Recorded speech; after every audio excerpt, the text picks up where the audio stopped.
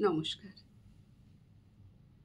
কন্যা দায়, কবি দেবাঞ্জন চক্রবর্তী।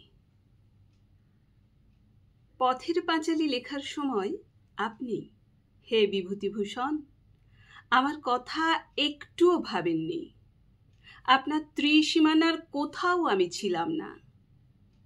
পরে কাহিনী জমানোর স্বার্থে সমালোচকের পরামর্শে পাঁচালীর পরবর্তী পর্যায়ে আমি এলাম। হরিহর আর সর্বজয়ার ছন্ন ছাড়া সংসারে ইন্দির ঠাকুরনের কোল ঘেঁষে ছোট্ট বিড়াল শিশুর মতো মায়া মমতায় আমার পুচকি ভাই অপুকে ভরে দিতে।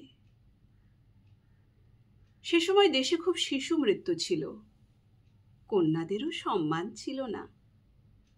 আমি কিন্তু বেড়ে উঠেছিলাম প্রাণে ভরপুর, পুতুলের সংসার আর যাবতীয় দস্যিপনা নিয়ে। তখন সবাই কাহিনীতে মজেছে, আমাকেই ভালোবাসছে বেশি। পাঠককে চমকে দিয়ে, কাঁদিয়ে, হে বিভূতিভূষণ, আপনি আচমকাই আমাকে অকাল মৃত্যু দিলেন। বড় হলে দুর্গা ঠিক কিরকম হবে তা আপনি একটুও ভেবে উঠতে পারেননি।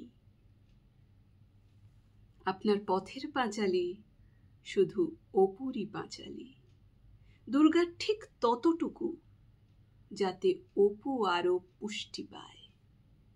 আমি বেপরোয়া, জেদি, আর আপনারও অনিচ্ছুক কন্যা দায়।